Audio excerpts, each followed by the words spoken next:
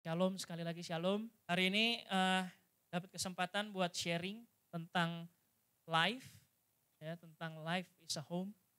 Life adalah rumah, gitu ya. Jadi sebenarnya ini sesuatu yang mungkin sebagian besar dari kita udah tahu, ya, tentang life itu sendiri. Ya, apa itu life dan bagaimana mungkin ada yang sudah tergabung dalam life. Biar firman hari ini jadi sebuah peneguhan buat kita yang udah di dalam life.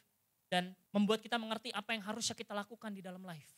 Sebenarnya itu. Dan buat yang belum bergabung di dalam life, semoga firman ini juga meneguhkan kita untuk rindu tergabung di dalam life. Amin. Kita dapat satu tema khotbahnya tentang life, boleh kita sama-sama lihat. Jadi apa itu life? Kita mau sama-sama lihat dulu.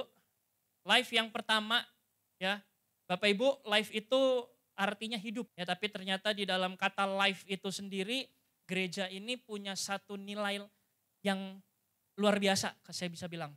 Yang pertama, dari life letter yang pertamanya adalah loved.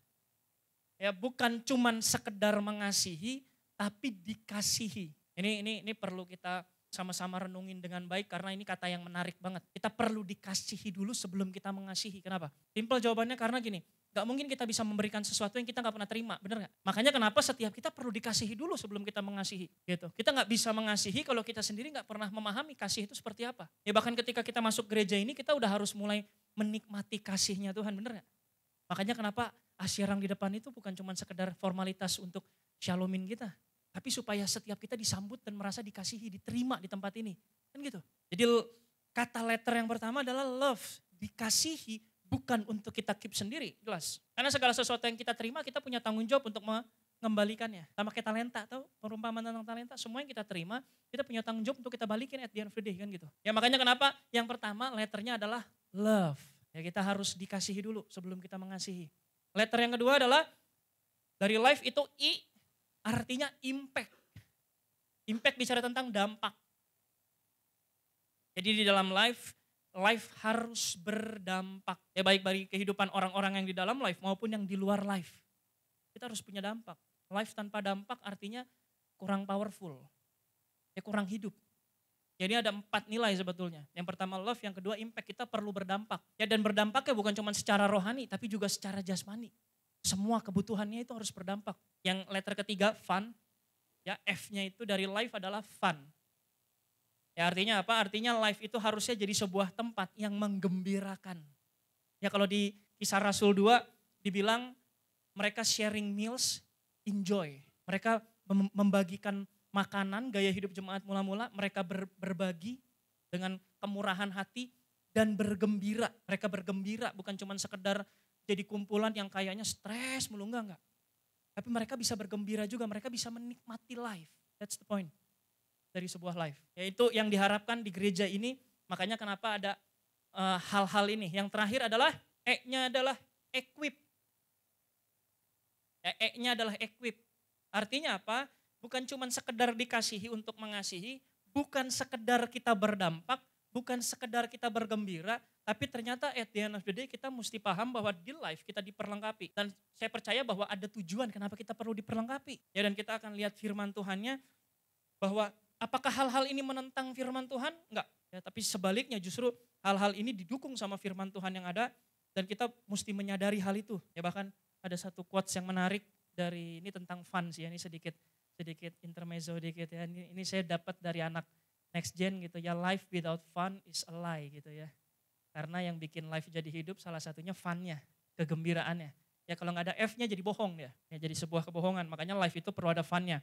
Ya dan saya percaya 4 nilai ini nilai yang penting untuk kita hidupi di dalam life. Dan 4 nilai ini penting untuk menghidupi life kita, amin. Yang bikin life kita jadi hidup ya 4 poin ini. Dan salah satunya kita akan bahas lebih jauh tentang equip itu sendiri, tentang diperlengkapi. Jadi sama-sama mau lihat di Efesus 2 ayat 17 sampai 22 firman Tuhan hari ini. Ya kita mau lihat apakah itu bertentangan sama firman Tuhan ya, atau memang sesuai dengan firman Tuhan. Artinya ini bukan agenda gereja doang, tapi agendanya Tuhan. Ya tadi di ibadah 1 saya sempat sharing bahwa Tuhan berfokus bukan cuma pada ibadah yang besar, bukan, tapi lebih berfokus pada kelompok kecil, benar pada fellowship. Ya, di Kisah Rasul 2 dijelaskan, ayat 42-nya. Oke, so hari ini kita akan lihat sama-sama, Efesus 2 ayat 17, firman Tuhan bilang apa? Ia datang dan memberitakan damai sejahtera kepada kamu yang jauh dan damai sejahtera kepada mereka yang dekat. Bapak Ibu, firman Tuhan ini bicara tentang orang Yahudi dan non-Yahudi sebetulnya. Artinya keselamatan dan damai sejahtera itu datangnya buat semua orang, baik Yahudi maupun non-Yahudi. Oh, dan zaman sekarang artinya apa? Artinya kebenaran ini bukan cuma sekedar untuk orang Kristen doang, tapi juga untuk yang di luar Kristen. Bukan cuma untuk orang percaya, tapi juga untuk orang yang belum percaya. Untuk mereka yang berpikir diri mereka dekat dan jauh. Ternyata Tuhan sampaikan semuanya, artinya termasuk kita enggak? Termasuk. Karena oleh Dia, kita kedua pihak dalam satu roh, beroleh jalan masuk kepada Bapa, baik yang jauh maupun yang dekat, ternyata punya jalan satu yang sama. Dan oleh satu roh, ayat 19-nya, demikianlah. Nah ini yang jadi dasar firman Tuhan hari ini ya. Karena gini, setiap kita udah dipersatukan bukan untuk sesuatu yang gak jelas, enggak, ada tujuannya. Ya kita dipersatukan oleh satu roh, oleh karena apa? Demikianlah kamu bukan lagi orang asing dan pendatang. Mungkin awalnya ketika Bapak Ibu datang ke tempat ini, kiri kanannya kita gak kenal, bener gak? Mungkin kiri kanannya orang asing. Tapi ternyata firman Tuhan bilang bahwa kita udah bukan orang asing lagi Bapak Ibu. Dan ini firman yang saya bisa bilang di Next Gen jadi sebuah dasar. Ya dalam berkomunitas di Next Gen ini jadi sebuah dasar bahwa bahkan di Hope bisa dibilang karena ini firman Tuhan. Ya, ini yang kami pegang sama-sama bahwa kita bukan orang asing atau pendatang. Ternyata kita bukan orang asing lagi. Melainkan apa? Kawan sewarga dari orang-orang kudus. Ini status kita saat ini. Karena kita punya satu roh yang sama, amin. Kawan sewarga dari orang-orang kudus dan anggota-anggota keluarga Allah. Makanya kenapa, artinya gini. Dulu ada satu teman saya yang bilang gereja tuh terlalu gampang untuk menyebut dirinya keluarga. Terlalu gampang untuk nyebut dirinya keluarga. Tapi kenapa kita sebut diri kita keluarga? Karena firman Tuhan yang bilang. Firman Tuhan yang bilang bahwa kita bukan lagi orang asing. Jadi kita yang ada di sebelah sini nih kiri kanan kita bukan orang asing. Kita anggota keluarga kerajaan Allah. Meskipun kita nggak lahir sedarah, tapi kita menjadi keluarga kerajaan Allah yang sama gitu loh. Kita nggak harus lahir sedarah untuk jadi keluarga kerajaan Allah. Tapi kita wajib ditebus oleh darah yang sama. Kan gitu. Itu poinnya. Nanti firman Tuhan lebih jauhnya jelas. Artinya firman hari ini setiap kita menjadi anggota kerajaan Allah itu adalah kehendak Tuhan. Amin. Oh iya, kita bukan lagi pendatang atau orang asing. Kayak gitu. Ya firman Tuhannya yang bilang. Dan sometimes kita suka menyalahartikan kata keluarga. Seakan-akan ketika kita bilang gereja adalah keluarga, artinya gereja jadi tempat yang enak, tempat yang nyaman, tempat yang cuman happy-happy doang, tempat yang kayaknya hangat sekali.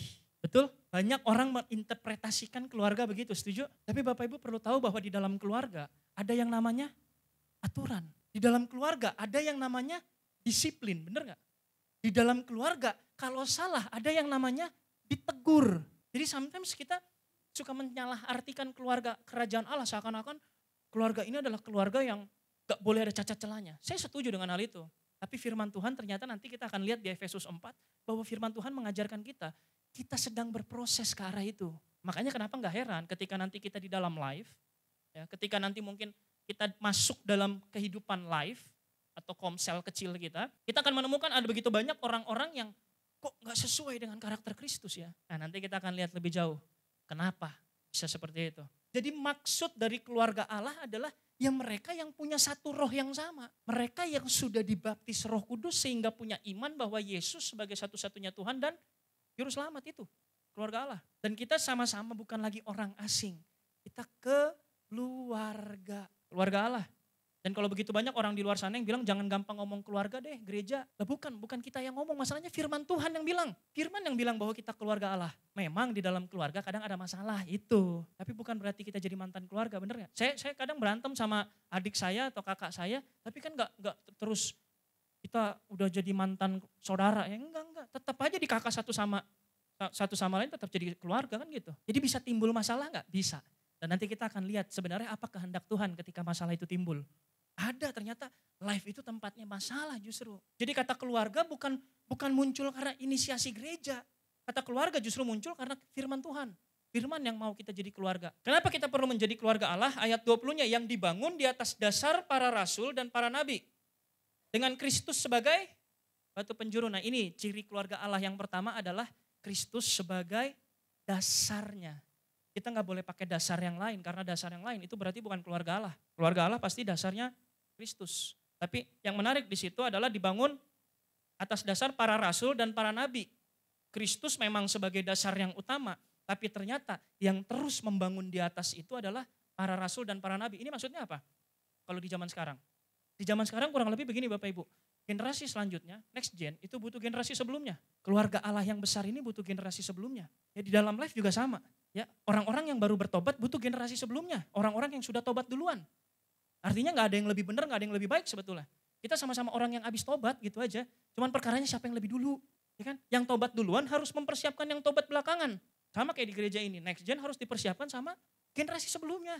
Makanya kenapa bahkan ketika kami sedang mengadakan pergerakan sekalipun, event for atau apapun itu, Fire of Revival, kalau Bapak Ibu tahu nanti akan diumumin, ya kita butuh dukungan Bapak Ibu semua. Gak bisa sendirian. Gak bisa, karena firman Tuhan jelas. Dibangun di atas dasar Kristus, tapi ternyata ada dasar-dasar lain yang terus dibangun oleh para rasul. Ya, artinya oleh generasi sebelumnya, kan para rasul udah gak ada, bener gak? Terus siapa yang harus membangun sekarang? Kita. Ayat 21, di dalam dia tumbuh seluruh bangunan. Karena gak boleh di luar dia, harus di dalam Kristus, di luar dia gak ada yang bisa. Rapi tersusun menjadi bait Allah yang kudus. Ini tujuannya kita dibangun, supaya at the end of the day kita menjadi baitnya yang kudus.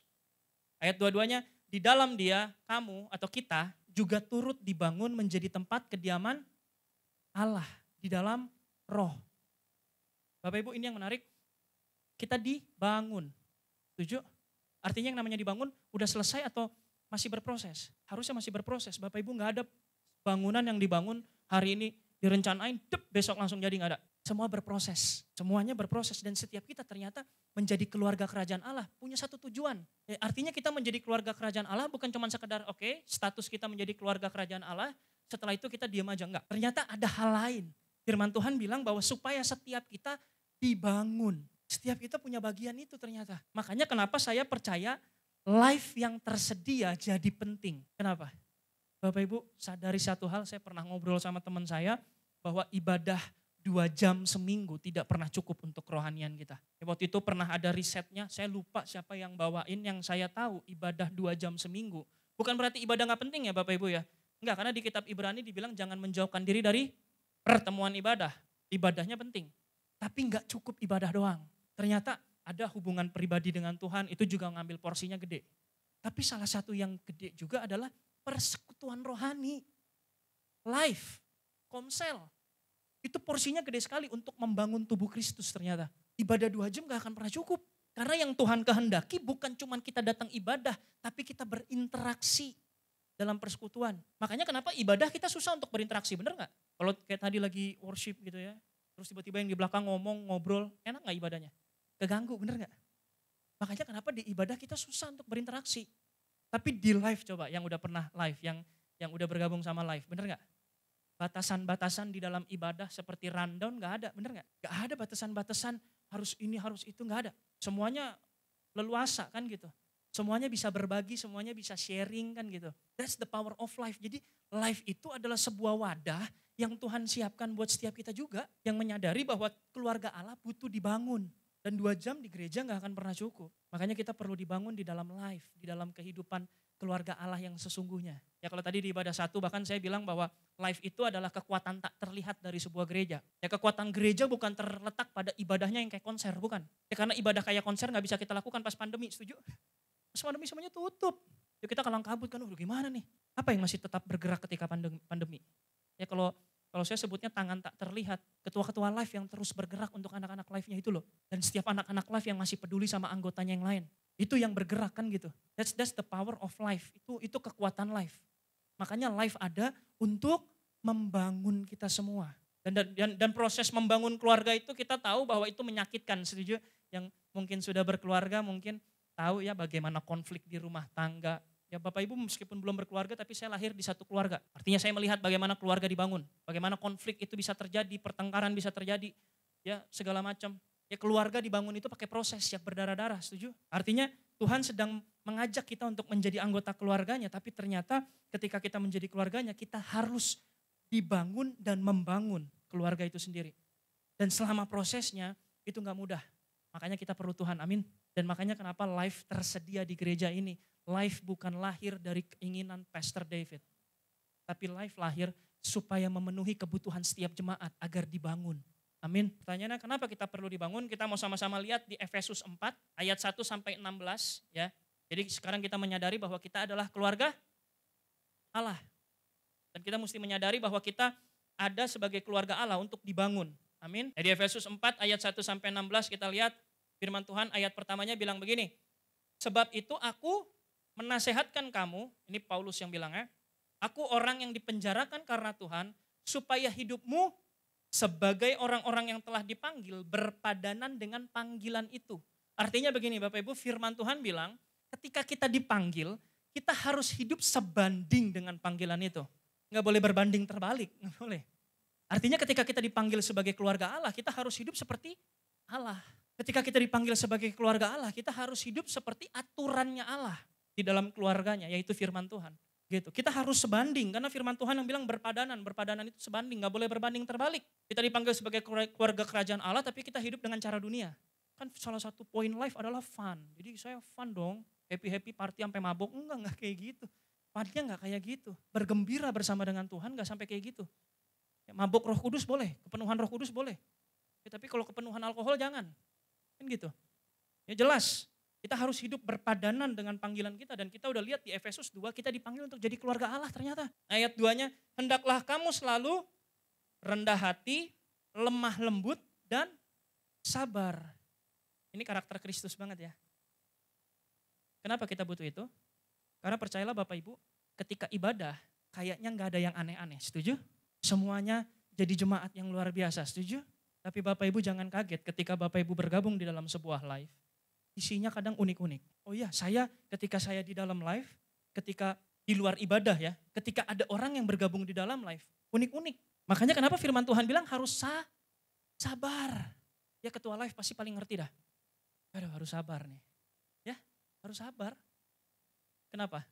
Karena tadi kita harus membangun. Makanya kenapa kalau kita membangun live itu karena pemikiran kita sendiri kita akan capek.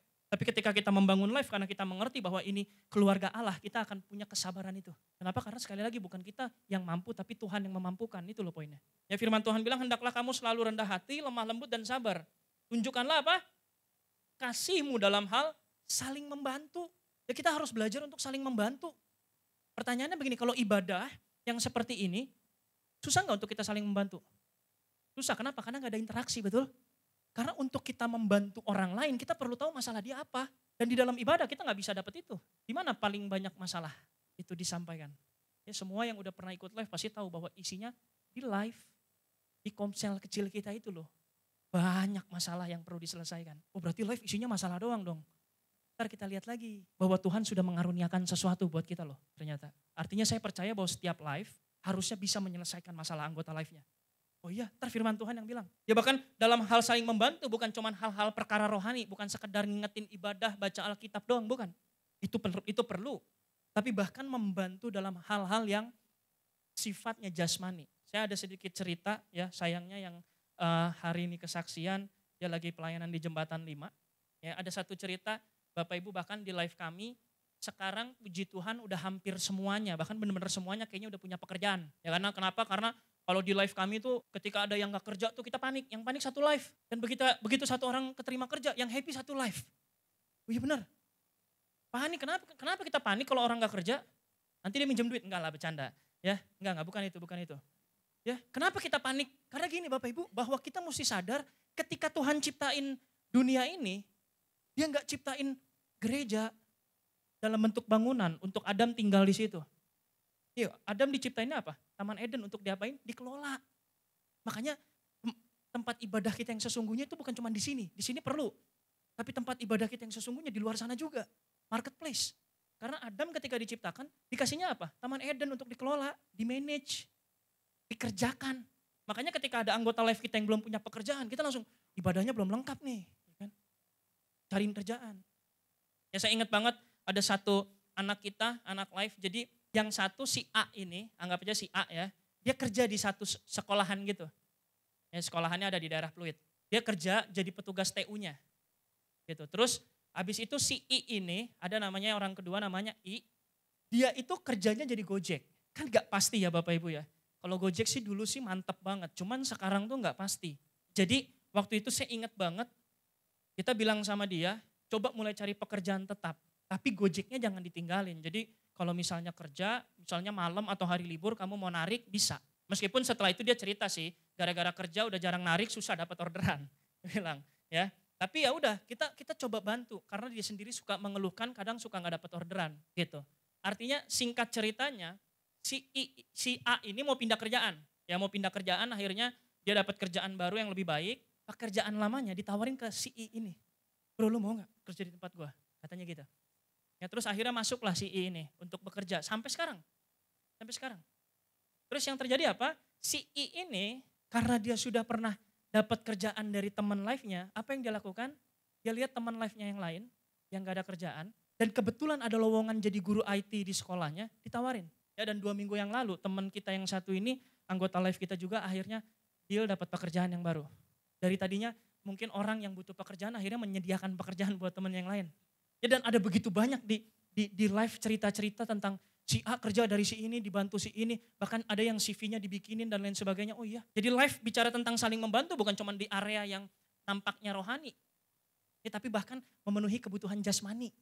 Kan kerja ujung-ujungnya biar bisa makan, bener ya. That's life, itu life. Di ibadah kita gak bisa tahu banyak masalah jemaat. Tapi di live isinya masalah jemaat. Dan di situ kita perlu membangun karena firman Tuhan yang bilang kita dipanggil jadi keluarga Allah untuk membangun. Bukan cuma sekadar untuk praise and worship di sini terus pulang. Makanya saya senang banget kalau di gereja ini selesai dari ibadah ada lounge di sana. Ada lounge itu ada banyak orang-orang yang nabur untuk makanannya. Kita nikmatin bareng-bareng kan gitu.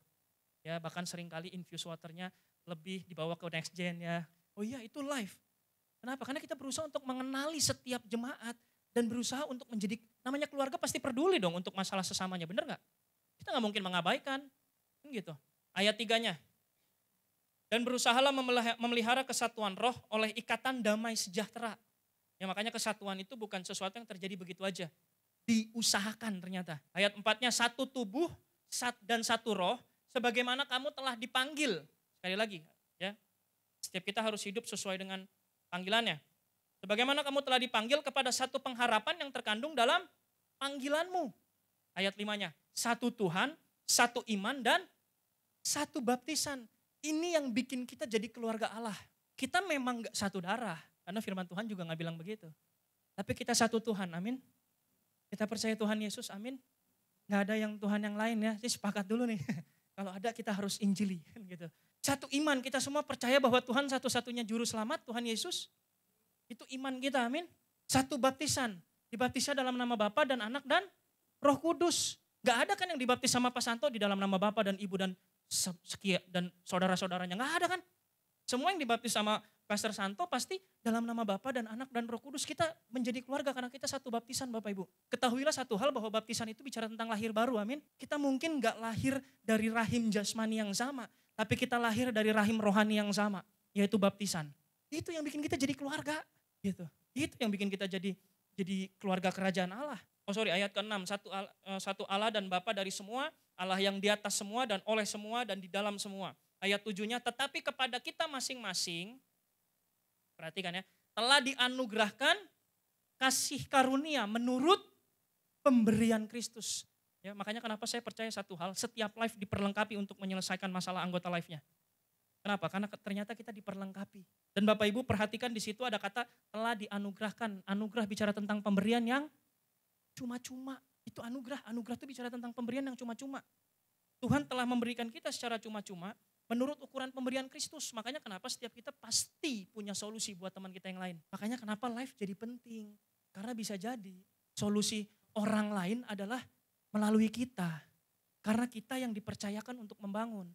Bisa dibilang begini, kalau istilahnya ngebangun rumah, mungkin yang satu dipercayakan batu bata, yang satu dipercayakan semen, yang satu dipercayakan besinya. Makanya kalau mau membangun gak ada batu batanya, kalau misalnya kita gak bawa ya susah, bener gak? Kalau mau bangun rumah. Kan gitu. Kenapa? Karena buat kita masing-masing dianugerahkannya berbeda-beda, spesifik. Makanya kita punya bagian juga di dalam life, bukan cuma sekedar jadi pendatang, tapi menjadi keluarga yang artinya apa? Berkontribusi untuk membangun tubuh Kristus. Itu loh. Ya, ayat 8, itulah sebabnya kata Nas, tatkala ia naik ke tempat tinggi, ia membawa tawanan-tawanan ketika Kristus sudah memenangkan segala sesuatunya. Ya, ia memberikan pemberian-pemberian kepada manusia, yang tadi pemberiannya berbeda-beda. Ya, bukankah ia telah naik berarti bahwa ia juga telah turun ke bagian bumi yang paling bawah. Ia yang telah turun, ia juga yang telah naik jauh lebih tinggi daripada semua langit untuk memenuhkan segala sesuatu. Ya, penggambaran firman ini adalah ketika Tuhan membagikan sesuatu buat setiap kita, dia adalah Tuhan yang bisa memenuhkan segala sesuatu. Dia Tuhan yang terlalu besar sehingga ia mengaruniakan kita banyak hal. Jadi ayat 11-nya, dan ialah yang memberikan baik rasul-rasul maupun nabi-nabi, baik pemberita-pemberita Injil maupun gembala-gembala dan pengajar-pengajar. Untuk apa? Ayat 12-nya, memperlengkapi orang-orang kudus bagi pekerjaan pelayanan, bagi pembangunan tubuh Kristus. Ini firman Tuhannya. Artinya setiap kita udah dianugerahi sesuatu sama Tuhan yang spesifik untuk membangun tubuh Kristus. Artinya kita dijadikan keluarga Allah supaya kita membangun tubuh Kristus. Setuju? Dan untuk membangun tubuh Kristus, Tuhan memperlengkapi kita supaya kita bisa membangun tubuh Kristus. Makanya kenapa setiap kita harusnya punya kerinduan untuk membangun kerajaan Allah ini. Untuk membangun tubuh Kristus ini. Dan itu gak bisa diibadah 2 jam ini Bapak Ibu, tapi di dalam live. Karena di dalam live kita berinteraksi, kita gak berinteraksi di ibadah. Bahkan cenderung satu arah, bener gak? Cenderung satu arah. Tapi di dalam live kita berinteraksi, kita bisa menjawab kebutuhan teman kita yang lain. Pertanyaannya kita mau apa enggak, itu aja pertanyaannya. Ya ternyata di ayat 12 ini jelasin bahwa kita diperlengkapi untuk orang-orang kudus. Ya, untuk pembangunan tubuh Kristus. Ayat 13-nya, nah ini tujuannya. Sampai kita semua telah mencapai kesatuan iman dan pengetahuan yang benar tentang anak Allah, kedewasaan penuh dan tingkat pertumbuhan yang sesuai dengan kepenuhan Kristus. Artinya setiap kita dibangun untuk menjadi semakin serupa Kristus. Yang menarik dari ayat 13 ini adalah kata sampai. Kalau kita harus membangun sampai kita semua mencapai kesatuan iman, artinya saat ini kita masih berproses, kita sudah selesai atau kita masih belum selesai. Kita belum selesai, setuju? Makanya kenapa kita harus terus berkontribusi. Kenapa kita perlu berkontribusi? Karena Tuhan sudah mengaruniakan. Tuhan sudah mengaruniakan kita kemampuan. Apapun itu, waktu, kemampuan, materi bahkan. Oh iya, Tuhan sudah memampukan kita untuk berkontribusi. Bukan untuk datang terus diam. Karena firman Tuhan yang bilang, kita diperlengkapi untuk membangun tubuh Kristus sampai mencapai kesatuan iman, pengetahuan yang benar, kedewasaan penuh. Makanya gak heran di live suka ada orang-orang yang belum dewasa. Ya karena memang harus terus dibangun. Makanya kita perlu sabar. Gitu. Karena memang kita belum, tapi kita akan, amin. Sampai kita penuh, sampai kita kepenuhan Kristus, kan gitu. Ayat 14, kenapa kita perlu penuh dengan Kristus? Ayat 14, ini penting. Sehingga kita bukan lagi anak-anak yang diombang-ambingkan oleh rupa-rupa angin pengajaran. Oleh permainan palsu manusia dalam kelicikan mereka yang menyesatkan. Ya Bapak Ibu, makanya kenapa nanti di salah satu bulan kita akan bahas tentang Yesus Kristus. Ya, Yesus adalah Tuhan. Oh iya, kenapa? Karena begitu banyak orang di luar sana yang gak percaya Yesus adalah Tuhan. Yesus tuh ini, Yesus tuh itu loh, banyak. Bahkan ada yang bilang bahwa bukan Tritunggal tapi Dwi Tunggal, ada yang kayak gitu. Padahal Yesus sendiri mengklaim bahwa dia dan Bapa adalah satu. Tapi ada begitu banyak pengajaran di luar sana yang kayak gitu kan. Kenapa? Yang progresif itu bisa muncul? Karena kebanyakan menurut saya gitu. Bukan menurut firman. Banyak orang-orang di luar sana yang menurut saya sih gak perlu gereja-gereja amat lah. Lah bukan menurut saya lagi dong, harusnya menurut firman dong. Firman bilang apa? Oh firman bilang ternyata kita keluarga Allah. Efesus 2. Oh ternyata keluarga Allah itu perlu dibangun. Artinya masih ada yang kurang. Makanya gak heran kalau keluarga Allah isinya masalah semua. Karena memang masih harus dibangun. Dan ketika kita mau membangun keluarga Allah, Tuhan kasih kita perlengkapan. Tuhan perlengkapi orang-orang kudusnya untuk membangun tubuh Kristus. Sampai kapan kita harus terus membangun? Sampai penuh seperti Kristus. Artinya kalau masih ada masalah dan belum penuh, bangun terus. Ya pilihannya cuma 2, selalu 2. Sampai Tuhan datang atau sampai kita dipanggil duluan kan gitu. Kenapa? Karena banyak di luar sana yang aneh-aneh gitu kan. Ayat 15, tetapi dengan teguh berpegang kepada kebenaran di dalam kasih, kita bertumbuh di dalam segala hal ke arah Dia, Kristus yang adalah kepala. Nah, kita gak bisa bertumbuh dengan pemikiran kita sendiri atau ke arah yang lain. Ya, tangan harus membangun tubuh ini sesuai dengan keinginan atau kehendak kepala. Supaya kita benar-benar bertumbuhnya mengarahnya kepada kepala. Ayat 16, daripadanya lah seluruh tubuh yang rapi tersusun dan diikat menjadi satu oleh pelayanan semua bagiannya. Ini menarik banget. Kenapa? Karena ternyata firman Tuhan bilang apa? Setiap kita dibangunnya oleh pelayanan semua bagian. Bukan cuma bagian Pastor David atau Pastor Santo bukan cuman bagian dari leader life, tapi ternyata semua kita punya bagian untuk membangun tubuh Kristus. Kenapa? Karena semua kita dikaruniai kelebihan sama Tuhan. Dikasih kemampuan sama Tuhan. Yang menjadi satu oleh pelayanan semua bagiannya. Sesuai dengan kadar pekerjaan tiap-tiap anggota. Artinya kadarnya beda-beda. Artinya pekerjaannya beda-beda. Yang satu gak sama yang lain. Tapi tujuannya sama ternyata. Membangun tubuh Kristus. Sesuai dengan kadar pekerjaan tiap-tiap anggota. Menerima pertumbuhannya tuh. Kan lihat firman Tuhan yang bilang. Dan membangun dirinya dalam kasih. Firman Tuhan yang bilang, bukan saya yang bilang. Firman yang bilang bahwa kita semua punya pekerjaan masing-masing. Untuk membangun tubuh Kristus ini. Jadi kita ngerti sekarang bahwa Allah yang telah membaptis kita dengan satu baptisan, satu Tuhan dan satu iman. Membuat kita menjadi keluarga kerajaan Allah. Bukan karena kita satu darah, tapi karena kita satu baptisan. Bukan karena kita lahir dari rahim yang sama, tapi kita lahir dari rahim rohani yang sama. Yaitu baptisan. Kita jadi satu keluarga. Dan keluarga adalah tempat banyaknya masalah. Makanya kenapa firman Tuhan bilang harus dibangun. Dan ketika kita mau bangun keluarga Allah, otomatis kita harus diperlengkapi sama Tuhan. Dan Tuhan memperlengkapi kita untuk kita bisa membangun keluarga Allah. Sampai penuh serupa dengan Kristus. Amin. That's the point. Makanya mulai hari ini Bapak Ibu, untuk yang sudah ikut live, ketika datang ke live bukan datang dengan tangan kosong. Tapi percayalah ketika kita datang ke live, ya, ketika kita datang dalam sebuah persekutuan, Tuhan ingin kita mengerjakan sesuatu di situ. Tuhan ingin kita membangun sesuatu di situ. Pertanyaannya kita mau apa enggak? Kan gitu. Oh iya, jadi itu bukan tanggung jawab ketua live-nya, bukan. Itu bagian kita juga. Kita yang mesti mempersiapkan sesuatu sebagai anggota live. Apa yang kita mau bawa, apa yang mau kita serahkan untuk membangun. Dan buat yang belum ikut live, percayalah bahwa ini yang Tuhan sediakan buat kita. Sebuah tempat persekutuan di mana kita bisa berinteraksi. Bukan cuma sebuah tempat di mana kita mendengarkan firman, tapi kita bisa berinteraksi untuk membangun satu sama lain. Amin. So itu makna life. Ya, jadi pastikan mulai dari hari ini, mentalitas kita terhadap life bukan hal yang sekedar acara gereja, bukan. Tapi pastikan kita ngerti bahwa kita keluarga kerajaan Allah.